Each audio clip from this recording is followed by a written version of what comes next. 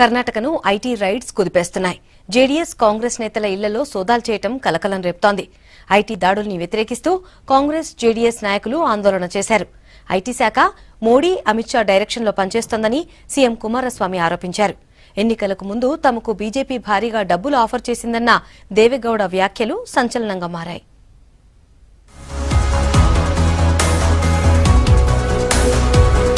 Congress JDS మంత్రులు ఎమ్మెల్యేలపై IT తనిఖీలు జరిగే అవకాశం ఉందని సీఎం కుమారస్వామి ప్రకటించిన 24 గంటల్లోనే సోదాలు జరిగాయి.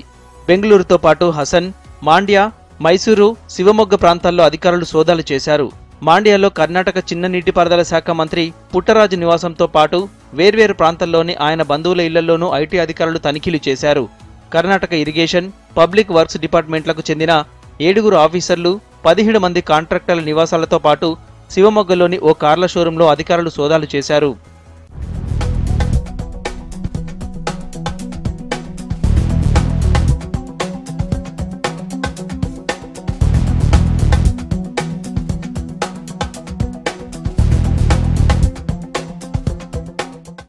ఐటీ దాడులు కర్ణాటకలో కలకలం రేపాయి.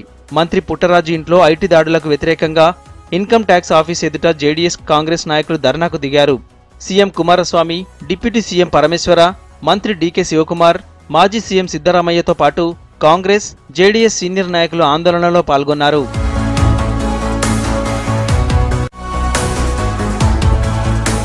స్వతంత్రంగా పనిచేయాల్సిన ఐటీ డిపార్ట్మెంట్ మోడీ, అమిత్ షా డైరెక్షన్లో పనిచేస్తుందని సీఎం కుమారస్వామి ఆరోపించారు.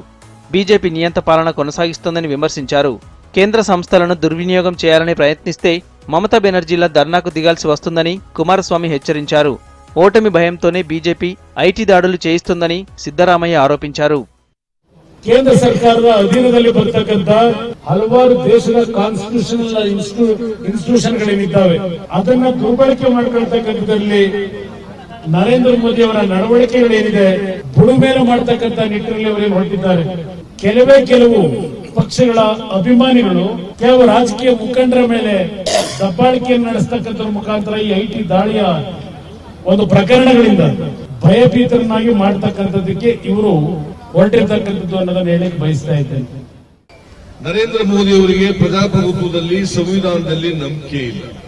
ಇವರ ಪಕ್ಷದ ಅನೇಕ ಜನರ ಮೇಲೆ ಆಪಾದನೆಗಳಿದ್ದಾವೆ. ಇವರ ಪಕ್ಷದಲ್ಲಿ ಅನೇಕ ಜನ ಕಪ್ಪು ಹಣ ಸಂಪಾದನೆ ಮಾಡಿರ್ತಕ್ಕಂಥ ನಾಯಕರಿದ್ದಾರೆ. ಕಾಂಗ್ರೆಸ್ ಪಕ್ಷ ಈ ದೇಶದಲ್ಲಿ 72 ವರ್ಷಗಳ ಸ್ವತಂತ್ರ ಭಾರತದಲ್ಲಿ 55-56 ವರ್ಷಗಳ ಕಾಲ ಅಧಿಕಾರವನ್ನು ಮಾಡಿದೆ. ఏ తప్పు చేయని తాను ఐటీ దాడులకు భయపడబోనన్నారు మంత్రి పుట్టరాజు. ఎన్నికల కోసమే తనిఖీలు చేస్తున్నారని ఆరోపించారు. బీజేపీ నాయకులపై జరగని ఐటీ దాడులు తమపైనే ఎందుకు జరుగుతున్నాయని ప్రశ్నించారు పుట్టరాజు.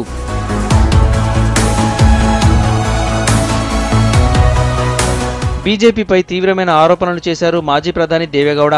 బీజేపీ మద్దతుతో ప్రభుత్వం ఏర్పాటు చేయాలని కుమారస్వామిపై ఒత్తిడి తెచ్చారన్నారు. ఎన్నికలకు ముందు భారీగా డబ్బులు ఆఫర్ చేసినా కుమారస్వామి తిరస్కరించారని చెప్పారు. Yesterday from various states nearly 380 officials with the support of the CRPF they came to Bangalore and it is already published by all the media. They only choose particularly Mandya, Hasan. They try to persuade Kumaraswamy to form the government with the support of the Bharatiya Janata Party. With all this temptation, Kumaraswamy refused to budge an inch before election or after election. IT దాడుల వ్యవహారం లోక్సభ ఎన్నికల్లో ప్రభావం చూపవచ్చని భావిస్తున్నారు Congress, JDS నేతలు. BJP తీరును ప్రజల్లోకి తీసుకెళ్లాలని plan చేస్తున్నారు.